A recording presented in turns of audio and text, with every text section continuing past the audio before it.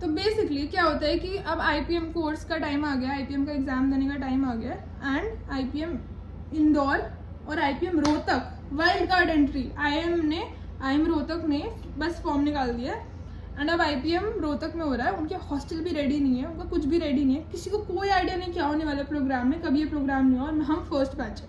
भाई मैं बिल्कुल नहीं जाना चाहती थी, और भाई ऊपर से रोहतक मैं बिल्कुल भी नहीं जाना चाहती थी यार, बिल्कुल भी नहीं जाना चाहती थी। बट अब मैंने अपने घर पे इतना चिल्ला के बोल दिया कि मैं 12th के बाद IIM में जाऊंगी, तो मेरे पेरेंट्स कह रहे भाई दो ही है जगह जाने की, एक में 120 सीट है, दूसरे में भी 120 सीट है, तो तुम बेवकूफ़ हो, दोनों फॉर्म भरो चुपचाप। तो मैंने भर दिए दोनों फॉर्म, पर मैं रोहतक का पेपर नहीं देना चाहती थी नेवरदलेस। तो जैसे ही रोहतक का पेपर देने का दिन आया, हम गुड़गांव में मेरा सेंटर पड़ा और हम ट्रैफिक जाम में अटके हुए हैं। हम 30 मिनट से गाड़ी 1 इंच नहीं ली है और 10-15 मिनट दूर होगा एग्ज़ाम सेंटर। भाई उस दिन तो कैसे तैसे मैं लास्ट मिनट, शायद 9 बजे का पेपर था, तो मैं 9 बजे हम गाड़ी पार्क कर रहे, ऐसा था सीन। एंड मैं आराम से चल के जा रही हूँ, मुझे कोई टेंशन नहीं हो रही है, मुझे तो देना ही नहीं पेपर, कौन जाएगा IIM रोहतक में, मेरे को तो नहीं जाना है, जहाँ पे हॉस्टल भी नहीं पता कैसे होने वाले हैं। तो मैं तो बिल्कुल ऐसे हो गई, भाई मुझे नहीं जाना है ये वो, और मैं धीरे धीरे चल के जा रही हूँ एग्ज़ाम सेंटर की तरफ। और भाई मेरे पापा भाग रहे, लिटरली भागे हैं वो भाई, मैंने उनको स्प्रिंट मारते हुए देखा है। स्प्रिंट मारा उन्होंने पार्किंग लॉट से जो एग्ज़ाम सेंटर के उस तक, और मैं धीरे धीरे ठुमकते आ रही हूँ कि भाई आराम से कौन देगा ये पेपर। उसके बाद जो गार्ड है उसको उन्होंने बोला रुको रुको भाई, बंद मत करो गेट, और फिर मेरे पे चिल्ला रहे भाई भाग के आ, ये वो ये क्या चल रहा है। तो जैसे तैसे मैं जल्दी से गई पेपर देने, पेपर शुरू हो चुका था, 10 मिनट निकल चुके हैं पेपर के। अब मैं पेपर खोलती हूँ, उसमें से मैथ्स के क्वेश्चन जैसे ही मैं खोलती हूँ, मैं देखती हूँ 7-8 क्वेश्चन ऐसे क्वेश्चन हैं जिसमें मुझे फिगर से आंसर याद है, लाइक फिगर से आंसर याद है। क्यों? क्योंकि मैंने कल ही अनअकैडमी का एक वीडियो देखा था जिसमें वो कोई पास्ट कैट का पेपर सॉल्व कर रहे थे, कोई का पास्ट कैट का पेपर सॉल्व कर रहे थे। भाई सेम टू सेम क्वेश्चन आ रखे, इंग्लिश में भी, और इंग्लिश के क्वेश्चन भी बहुत सारे मैंने देखे। मैथ्स के भाई, मैथ्स की सेम क्वेश्चन सेम आंसर, मुझे आंसर याद है। 7-8 क्वेश्चन में तो मुझे डायरेक्ट एडवांटेज मिला होगा, डायरेक्ट एडवांटेज, मुझे आंसर ही याद थे भाई उनके। तो अब मैं IIM रोहतक का पेपर दे के बाहर आती हूँ, मेरे पापा पूछते कैसा गया ये वो, हाँ बढ़िया गया ये वो, पर जाना तो है नहीं। कहते क्यों नहीं जाना, होएगा तो जाना है। मैंने कहा नहीं इंदौर हो जाएगा ये वो। अब आते हैं इंदौर का रिजल्ट, होता ही नहीं, सेलेक्ट ही नहीं होती मैं इंदौर में। फिर मैं बहुत उदास हुई उस वीक में। इंदौर और रोहतक का शायद आने में 1 हफ्ते का गैप था रिजल्ट। उस दिन मैं बहुत ज़्यादा उदास हुई एंड मेरे घर वालों ने मुझे बहुत ताने मारे कि भाई तूने तो बोला था 12th के बाद IIM में जाना है, 12th के बाद IIM में जाना है, हुआ तो तेरा है नहीं एडमिशन, किधर जाएगी अब, ले भी ली तूने, कॉमर्स भी ले ली, अब तो IIT वाईटी में भी नहीं जा सकती है, अब तो तुझे DU ही जाना पड़ेगा। और जबकि मेरे बोर्ड के मार्क्स वर 97, तो मैं DU में अच्छे कॉलेज में जा सकती थी, बट अब मैं दिल्ली के पास रहती हूँ ना, तो हर रोज़ अप डाउन करना पड़ता। दिल्ली यूनिवर्सिटी में मेरे पेरेंट्स मुझे नहीं भेजना चाहते थे ऑनेस्टली वो चाहते थे मैं कॉमर्स ना लूँ ताकि मैं एक प्रोफेशनल कॉलेज में जाऊँ, एज एन जिसमें वही 4 साल का कोर्स हो, हॉस्टल हो, 5 साल का कोर्स हो, ऐसा टाइप का सीन हो। तो मैं भी बहुत सैड हो गई भाई, नहीं हुआ है मेरा। एंड आई रिमेंबर मैं अपने घर के बाहर ऐसा बैठी हुई थी, तो हमारे पास एक स्कूटी है, तो मैं स्कूटी पे बैठी थी अपने घर के बाहर, और मैं ऑलमोस्ट रोने वाली स्टेट में थी। तब मेरा कज़न आया, तो मेरे कज़न ने बोला भाई कोई बात नहीं, हो जाता है, तू देख अभी रोहतक का भी आएगा, क्या पता तेरा उसमें हो जाए। एंड एक ऐसा रे ऑफ होप आ गया कि क्या पता भाई मेरा रोहतक में हो जाए, because guys always remember beggars are not choosers. I was the beggar at the moment कि भाई मेरे पास नहीं है ज़्यादा ऑप्शन, मुझे नहीं जाना DU में एंड मुझे कुछ तो करना पड़ेगा। लाइक मैंने फॉर्म भी इतने से भरे चुन्नू से, तो मैंने NPAT वगैरह भरा था, सेंट जेवियर भरा था मैंने, NPAT भरा था, और सिम्बी भरा था, सिम्बी नहीं भरा था मैंने। तो मतलब जो भी मैंने भरे थे, NPAT मेरा क्लियर हो गया था, काफ़ी मतलब हो गए थे मेरे एग्ज़ाम क्लियर, ऐसा भी नहीं है कि मेरे नहीं हुए थे। बट मैं बहुत ऐसा पिकी थी कि मुझे IIM में ही जाना है, मुझे IIM में जाना है, मुझे IIM इंदौर में ही जाना है। अब IIM इंदौर तो नहीं हुआ ना, तो फिर कहीं तो जाना पड़ेगा। तो फाइनली अब IIM रोहतक ही सेकंड बेस्ट सेफ ऑप्शन था, और IIM रोहतक में मेरा हो गया। जिस टाइम मेरा IIM रोहतक में हुआ, मैं तो मतलब बिल्कुल भी होपफुल भी नहीं थी ऑनेस्टली मेरा होगा। तो मेरे पापा ने मेरा रिजल्ट पहले ही देख लिया, जिस टाइम आया उन्होंने पहले ही देख लिया, और उन्होंने मुझे कॉल करा और उन्होंने मुझे बोला कि दृष्टि IIM रोहतक का रिजल्ट आ गया। मैंने कहा ओह अच्छा देखती हूँ, और उन्होंने कहा मैंने देख लिया ऑलरेडी तेरा। मैंने कहा ओह उन्होंने कहा भाई नहीं हुआ। मैं ऐसे रोने लगी कि भाई शिट नहीं हुआ, इसमें भी नहीं हुआ, घर आओगी और गाली पड़ेगी, अब कौन से कॉलेज में जाना है पता ही नहीं। बहुत स्ट्रेसफुल टाइम होता है यार, ये लोग सब अंडर एस्टिमेट करते हैं। 11th-12th का टाइम मुझे लगता है सबसे स्ट्रेसफुल टाइम होता है, इससे ज़्यादा स्ट्रेसफुल टाइम कुछ होता ही नहीं।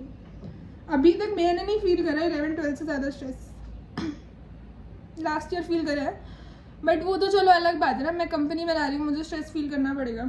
बट जब वो हो गया ना तो मेरे को इतनी ज़्यादा खुशी हुई कि अच्छा फर्स्ट राउंड, अब इसके बाद इंटरव्यू भी होता है बाय द वे। तो इंटरव्यू तो मुझे पता था मैं निकाल लूँगी, बक करने में तो मैं एक्सपर्ट हूँ, बट मेन पेपर का ही मुझे सारा टेंशन था। तो अब मेन पेपर निकल गया, इंटरव्यू भी निकल गया, फिर एडमिशन हो गया। अभी तक मेरे पापा बोलते हैं तेरा जो एडमिशन हुआ है ना, तेरी जो डिग्री हुई है ना, वो मेरी वजह से हुई है। ये क्या बात होती है यार, थोड़ा तो क्रेडिट दो, 5 साल रही हूँ मैं रोहतक में। बट चलो ठीक है, nevertheless it was just again manifestation की भाई। और मतलब कभी कभी हम ब्लाइंडली मैनिफेस्ट कर लेते हैं। लाइक अब देखो ना, मैंने तो सिर्फ इतना बोला था कि मुझे 12th के बाद IIM में जाना है। अब टेक्निकली देखो तो मेरी मैनिफेस्टेशन ट्रू हो गई कि मुझे 12th के बाद IIM में जाना है। इसी गारंटी के बेसिस पे मेरे पेरेंट्स चल रहे थे, इसी गारंटी के बेसिस पे मैंने कॉमर्स ली, इसी गारंटी के बेसिस पे मैं खुद चल रही थी। और उसके बाद किसी रैंडम IIM ने अपना प्रोग्राम शुरू कर दिया और मैं IIM में ही करी अपना 5 साल।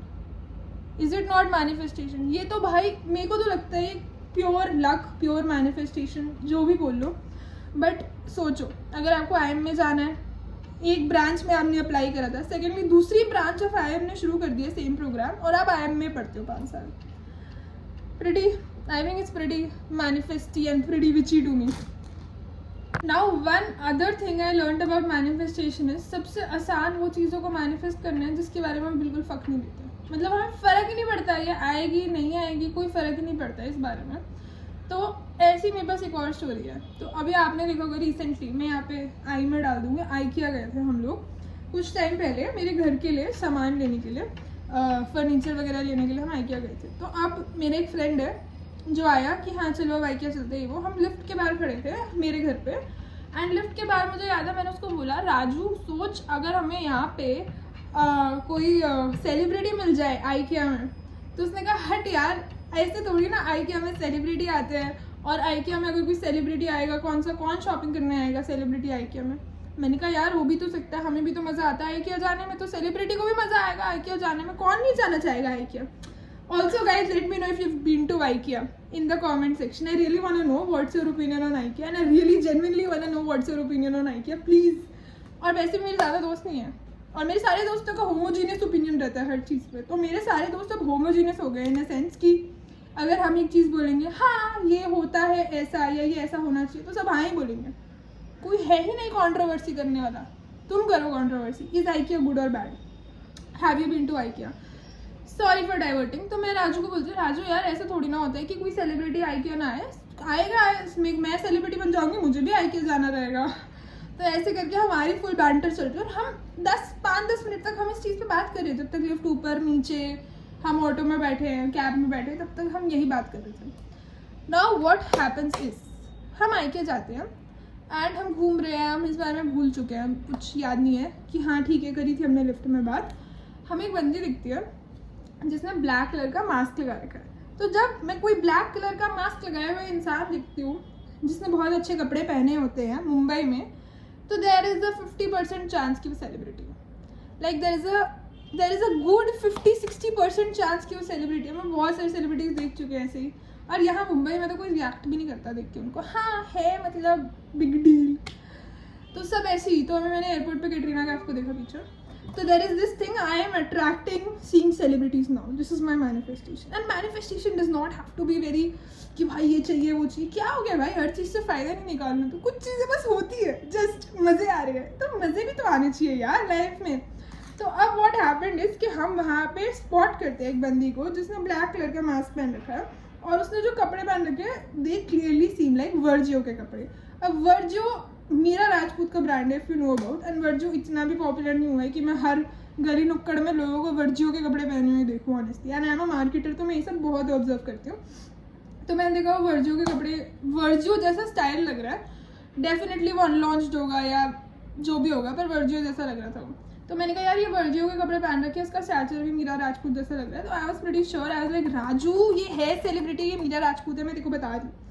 तो उसने इससे बिलीव नहीं करा। तो क्या हुआ, हम एलिवेटर पे थे और वो हमारे ऐसे दोस्त है पीछे एलिवेटर पे थी, और हम दोनों ने एक साथ ऐसे पीछे मुड़ा और हमने उसको देखा और वो एकदम थोड़ी सी नर्वस हो गई। तो अभी तक हमें कंफर्म तो नहीं हुआ कि वो है मीरा राजपूत या फिर वो मीरा राजपूत नहीं है।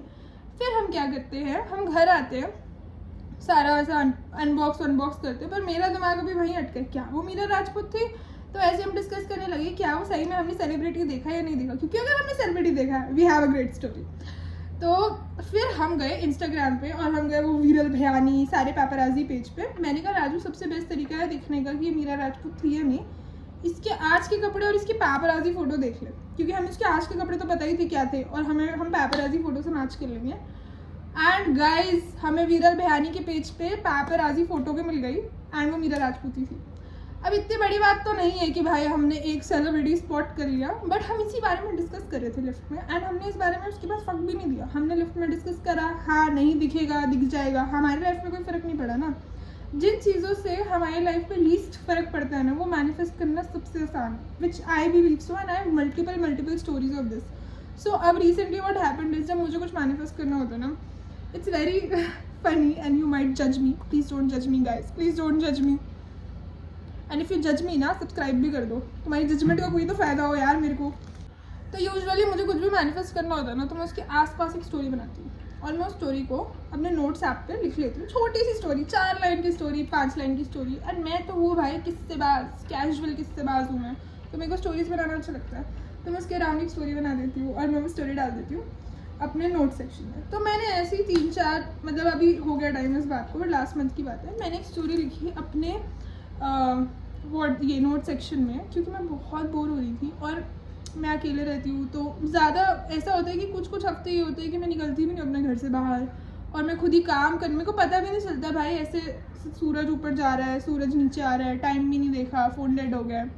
तो ऐसे टाइप का सीन रहता है क्योंकि काम करते करते पता ही नहीं चलता, specially if you are working for yourself. Nevertheless तो स्टोरी ये थी कि I met a long lost friend in a very unexpected location today and I had a great time with her. ये स्टोरी थी, बस ये story थी, long lost friend. And what happened was, उस दिन मैं कोचिंग में पढ़ाने गई थी एंड अनएक्सपेक्टेडली मैं 10 मिनट पहले निकल गई, अनएक्सपेक्टेडली, क्योंकि मुझे था कि अभी पीक कार्ड शुरू होने से पहले मैं जल्दी निकल जाऊँ।